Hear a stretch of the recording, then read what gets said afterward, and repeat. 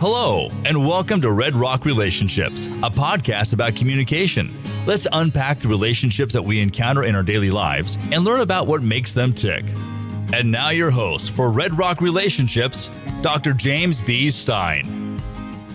All right, well, that's me, and this is what I do. Welcome back to another rousing edition of Red Rock Relationships. I am your host, and today we're going to be continuing our conversation about affectionate communication, and we're going to get a little bit more specific.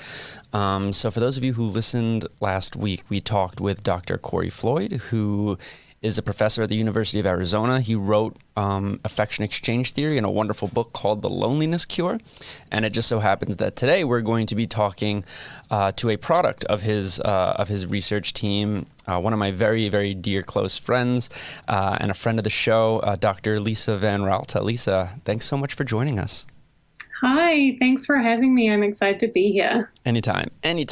So we're going to talk specifically today about cuddling. We're going to talk about some of the potential negative ramifications of receiving unwanted affection.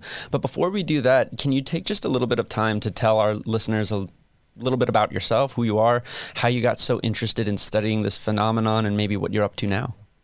Sure. So as I'm speaking, you can probably already hear an accent. I was actually born and raised in New Zealand, and I moved to Hawaii on scholarship for water polo when I was an undergrad, and I stayed in Hawaii for my bachelor's and my master's, went to Arizona State University where I studied under Dr. Corey Floyd and did my PhD there in human communication. And now I am an assistant professor at Sam Houston State University, and I study affection. That is one of my areas of expertise. I think it is an incredibly important topic for everybody. As Corey would have talked about, it's a need for everybody. We have this need to express affection and to receive affection. And I'm really recently, in the last few years, I've been super interested in nonverbal forms of affection. So hence the cuddling and the hugging and those sort of warm moments of nonverbal affection. That's what I've been interested in. So I've dabbled in some other things like friends with benefits relationships and other casual sex types of relationships. But really recently, a lot of my work has been on romantic relationships. I think it's something that everybody can relate to, and it's really important to our lives. So that's what I've been up to. Yeah, and you failed to mention something that we went through the communication program at Arizona State together, and that I always mention to people that you are one full year smarter than me, and that'll always be true, no matter how far we get into our careers. So, and you and I have actually done some research together on friends with benefits relationship. If you are interested in that sort of thing, to the folks at home, we will be having an episode on it later on in the season. We'll be having Nikki Truselli on to talk about friends with benefits relationships, another product of Arizona State University. You're going to see that as an overlaying trend in this show. So you study, like you said, like kind of like the warm and fuzzies, and you know me, I study the dark and brutal. Right. Can we talk a little bit about one specific act of nonverbal affection, which is, of course, cuddling? Can we just spend some time defining what cuddling consists of, and like what does it look like, and how does it differ from other forms of affection? Sure. So cuddling was actually the main topic of my dissertation at Arizona State, and it is this unique, affectionate, nonverbal behavior that often includes a range of other behaviors, and I'll touch on that a little bit later.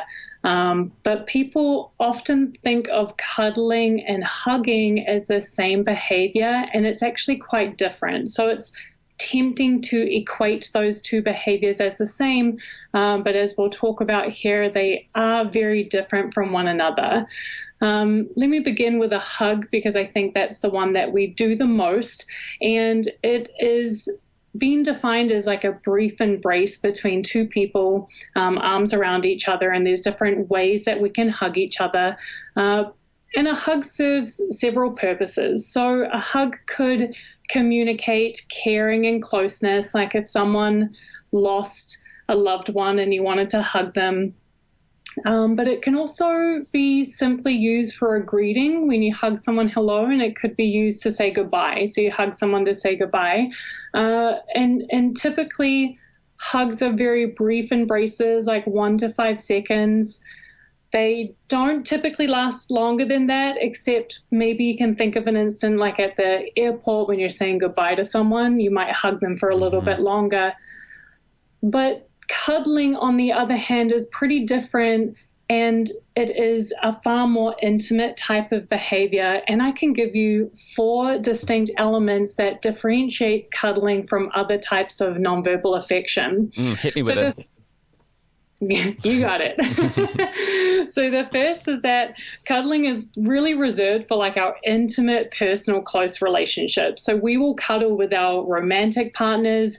We will cuddle with our family members. And really that one, you think more of like your mum and as a child, right? Maybe dads and their children too, or maybe siblings will cuddle. There's some research that shows friends cuddle a little bit, but that's not often the case. It's most often with our romantic partners. The second is the duration of the event. So cuddling lasts on average for about 45 minutes per cuddle episode and can happen or occur for even longer. Like you can imagine cuddling for hours watching a movie, say. The third element is this relational factor, and this differentiates from a hug, for example. So cuddling really involves prolonged whole body contact or full body contact. So it's likely that partners are going to feel a greater sense of trust and intimacy. You would only do that type of behavior with someone that you really, really feel vulnerable with, like you feel okay enough to be completely trusting with this whole body contact. So couples, when they cuddle, will feel very close and bonded with one another. And the fourth and last element is that cuddling can include sexual elements, but it doesn't have to. Of course, in our romantic relationships, cuddling might include sexual elements, but in family relationships, it wouldn't, right? Let's hope. So let's hope not. So most people actually describe cuddling as a nurturing and loving act rather than a sexual one. And we tend to see that sexual activity happens before cuddling and happens after cuddling. So it might be that cuddling is like this precursor to sexual activity, but the cuddling part itself doesn't have to be sexual. It's more like a loving and nurturing type of behavior. So when we put this all together, the definition of cuddling is this prolonged, intimate, physical, loving contact that doesn't involve sexual behavior and involves some degree of whole body touching. Interesting. Okay, so that's really, really specific. And I think sometimes you can find yourself in the middle of a hug. You might not be able to find yourself in the middle of a cuddle. It sounds like it's a little bit more premeditated, a little bit more something that we really put effort into doing. And then, of course, and this is something I'd probably like to talk about in the future, it's a great opportunity for important communication episodes to occur. I think about Pillow Talk and Amanda Deans. Is that how it's pronounced? Deans? Dennis. Yeah. Amanda Dennis and her work. And maybe one day we'll get her on, but that could be its own episode. Absolutely. So that is a really good specific definition of cuddling that we're working with. And actually in the article that I shared on social media just a few days ago, cuddling comes in a variety of forms, right? I mean, a lot of the times when we think of cuddling, we think of the classic spooning, but there's really other forms. I mean, you say full body contact. I mean, you can share that sort of contact in a variety of different ways. I think we had the butt pillow, the butt to butt, the intertwining feet, and stuff like that. So you can get creative with the cuddling, and I think it's important to note that we're constantly defining and redefining what it means to cuddle with another person. Right. Yeah, it happens in many different forms. All those pictures that you shared or that article did a great job of showing these like cartoon characters cuddling in all these different ways. And spooning is a very common way to cuddle, but there's so many different other formations of our bodies and the ways that we're cuddling. And you're right, like cuddling doesn't just quickly happen. It's something we sort of negotiate and agree to do together with our romantic partners. Yeah, and the benefits of cuddling have been documented. I mean, I went on Google, I went on WebMD, and I looked up cuddling. I just searched it, and you can find on WebMD right now in September of 2020, they'll talk about the ways in which cuddling can help improve your quality and amount of sleep, how it can lower your blood pressure, it can help manage your stress and your negative emotions. And this, of course, is where we find the bridge between your fascination with cuddling and things like affection exchange theory and the biological evolutionary approach to affection. So I'm hoping we can spend just a little bit of time talking about the biology of cuddling and what happens to your body when you do it. Do you have any thoughts on that? Sure. So as Corey would have mentioned, and as you've just pre-mentioned, there's a great deal of benefits from giving and receiving affectionate touch. And when I think about cuddling, and I've mentioned before, cuddling actually co-occurs with all these different behaviors. So, for example, while we're cuddling, we might be kissing each other, we might be massaging or tickling, we might be talking to each other, just holding each other. We might actually be hugging. So hugging is like arms wrapped around each other, right? So you can hug while cuddling. And all of those like extra behaviors have been linked to some sort of physiological benefits. So, for example, increased passionate kissing has been linked to decreases in our cholesterol. Providing massages has been linked to improved immune system functioning. Even like a simple touch on the wrist in some research lab studies have showed a decrease in heart rate. And most recently, one of my research projects that Corey and I have done together has connected hugging to lower inflammation in the body, which we assayed through saliva of our participants. So there's this huge body of research now that really connects affectionate touch to all these improved benefits in our body. And if we consider what hormones are at play during cuddling, I'd be really letting you down if I didn't mention oxytocin. The love drug. That's right. So oxytocin, as you say, has been coined the love hormone, the love drug. It's also has been called the cuddle hormone as well, and it's released in our pituitary gland, which is close to like the base of your brain, and it's released when we cuddle someone. And research shows that this hormone is really important because it makes us feel connected and bonded to each other. It is the same hormone that's actually released when mothers breastfeed as well. So when mothers breastfeed, oxytocin is released in their bodies, and it helps facilitate this feeling of closeness and protectiveness over their child.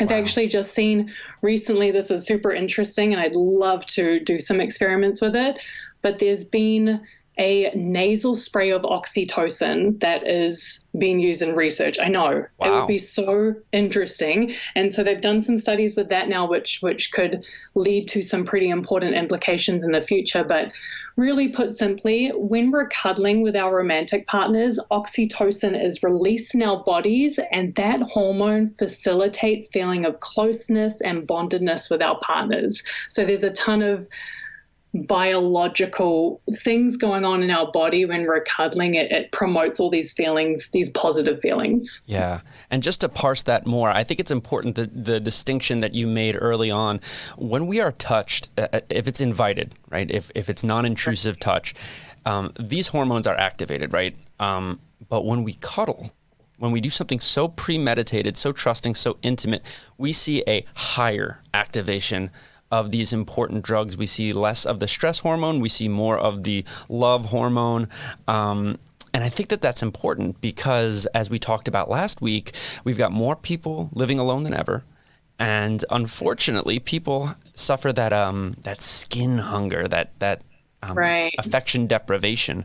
So I think it's very important to understand that making room for cuddling, and I'm gonna step on your toes here and see if I can remember what your dissertation was about. If I remember correctly, what you did is you had 3 groups of people. One group was to increase their cuddling behaviors. One group wasn't to have any change at all.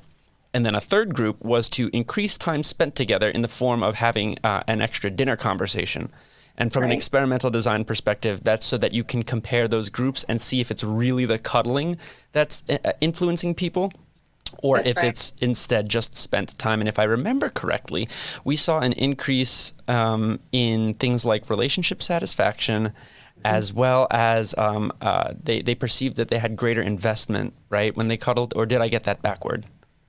No, you're right. So what we ended up finding, we looked at 4 different outcomes. So it was relationship satisfaction, commitment, investment, and quality of alternatives. And you're right. So when we, through the great world of statistics, when we controlled for the control group who didn't change their behavior, and when we controlled for the group that just increased their time spent together, we found that the experimental group, the treatment group that cuddled more, had improved relational satisfaction scores and actually decreases in quality of alternatives. So they were even more, like you say, invested in their relationships. So, cuddling has these physiological benefits, but it also has these huge relational quality benefits as well. So it makes it a super important behavior in our relationships. Yes, and for those listening, you may remember on our first and second episode, we spent some time talking about something called the investment model.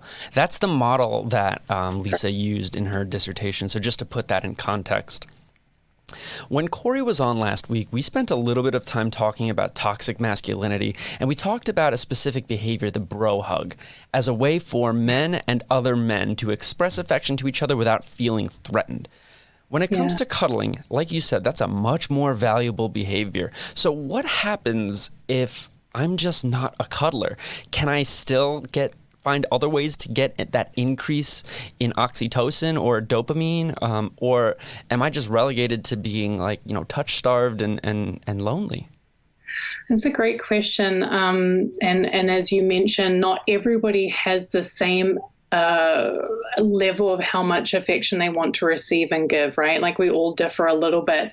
And this is completely okay. And I actually speculate a question that hasn't been answered in research yet, but I speculate that romantic couples who have similar levels of affectionate needs are going to have an easier time negotiating how often they cuddle or do these other affectionate things. So I would imagine that I'm a very affectionate person, and thankfully my partner is too, but if you're someone who doesn't like to give a lot of affection, but you find someone who matches that level too, then you're going to have probably an easier time negotiating that.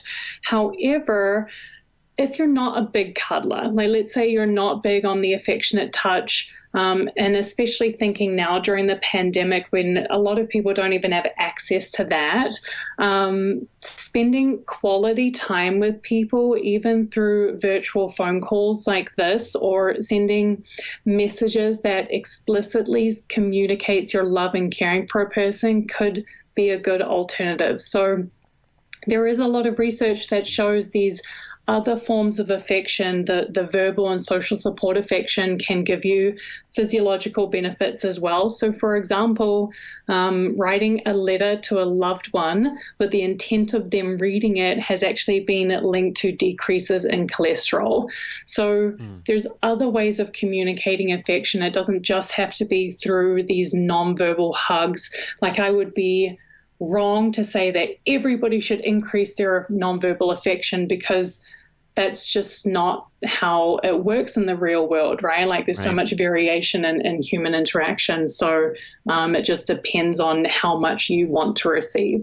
But there is an element of truth in that we all need affection, giving and receiving. It's just we might do it a little bit differently, but we do. Touch is such an important part of our survival.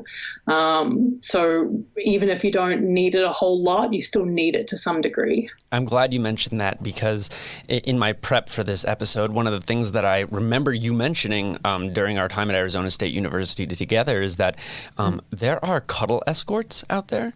And there are, back when we were allowed to gather in large groups, there's a website called cuddleparty.com. where strangers just get together in large groups of 20, 50, 100 people and just cuddle with each other. And it's extremely non-intrusive, and it's extremely consensual. Here's a list of just the first few cuddle websites that I found. Cuddlecomfort.com, cuddliest.com, cuddlecompanions.com, snugglebuddies.com.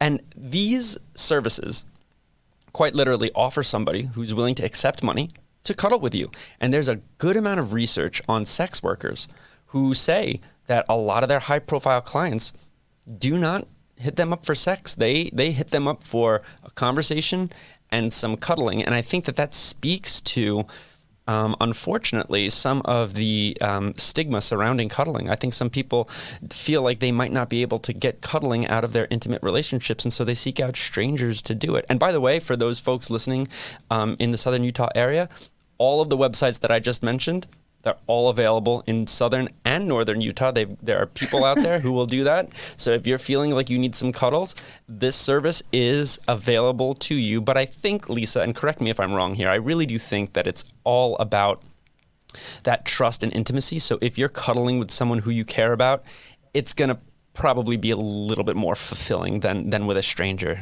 What do you think?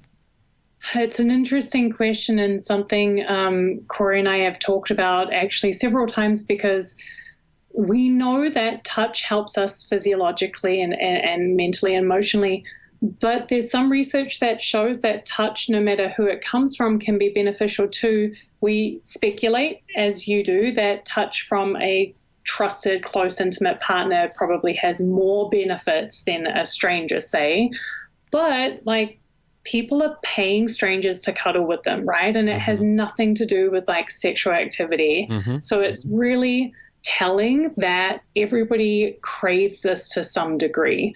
So, there's so many implications to cuddling and what it could look like, even just simple hugging for children in medical situations, right? How can it help them with their pain? How can it help them heal quicker? Those are sort of long-term goals for me. Yeah.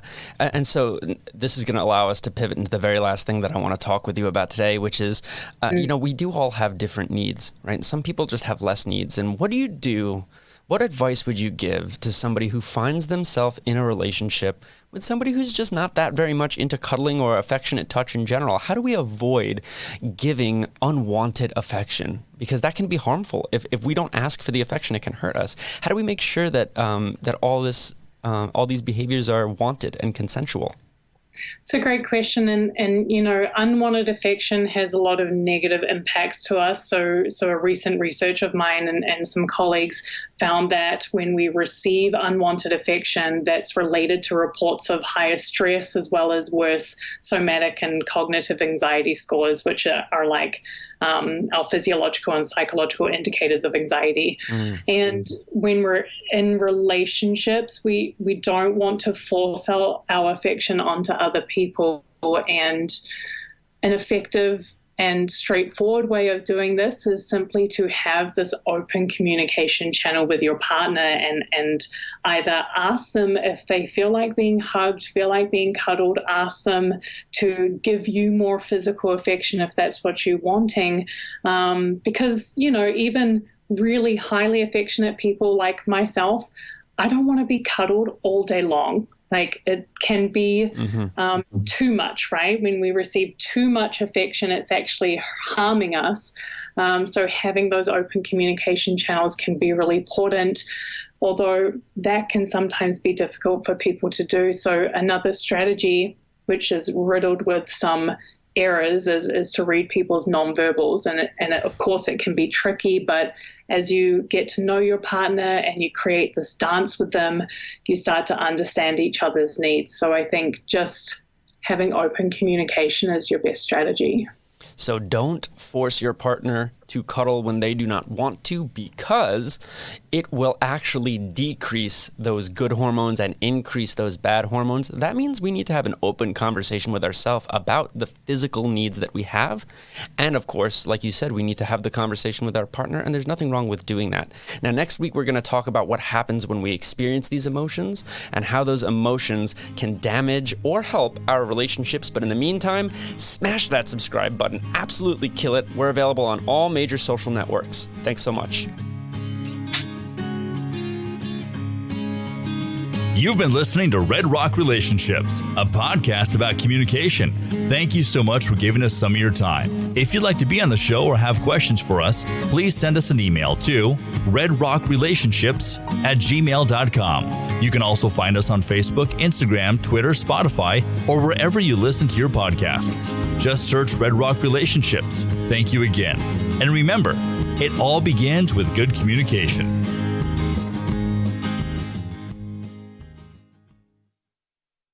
This has been a production from a podcast studio.